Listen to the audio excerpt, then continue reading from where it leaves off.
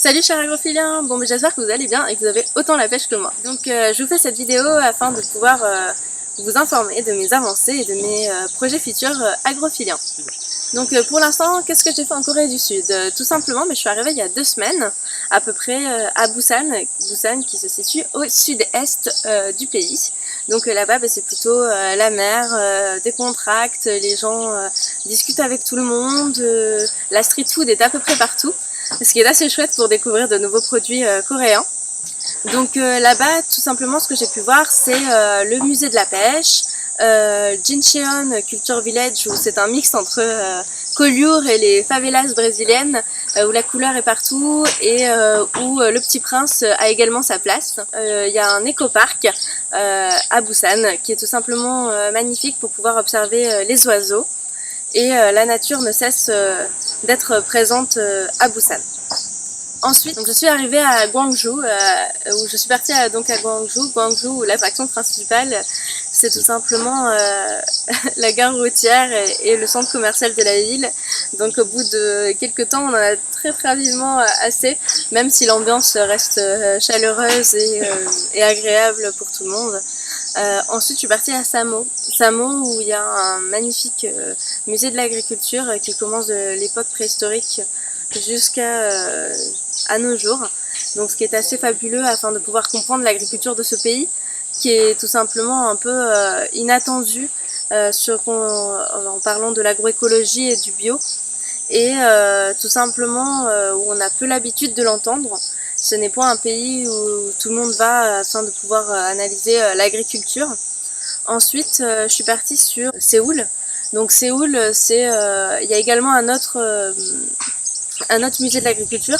Mais ce qui m'a surtout marqué, c'est la rencontre que j'ai eue avec KWPA, qui est Korean Women Peasant Association, qui est une association qui a été faite pour l'agriculture et les femmes, afin qu'elles aient leurs propres droits dans ce pays où la culture masculine est très présente.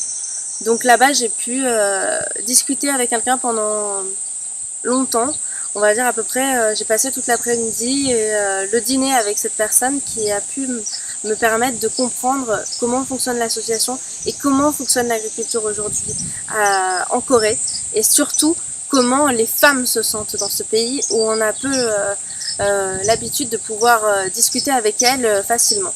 Certes, la barrière de la langue est là, mais il a quand même été plus simple de discuter avec ces Coréennes qu'au Japon où malheureusement où des fois la culture faisait qu'on ne parle pas de tout.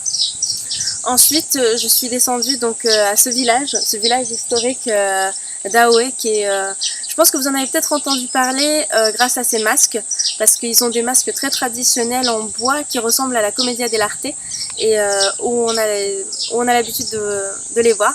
Donc ici, c'est la nature, c'est les cigales que vous pouvez entendre partout, les oiseaux qui n'arrêtent pas de voler partout et qui viennent à notre rencontre, la rivière qui entoure ce village, les montagnes, l'agriculture un peu partout, comme vous pouvez voir.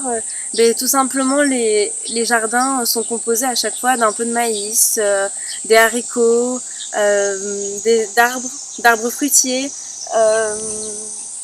d'un peu de tout, qui permet en fait que ce village de 150 habitants puisse continuer à vivre et puisse continuer à avoir de la vie, parce que les gens sont toujours chaleureux, discutent entre eux, communiquent, etc. Et c'est assez génial.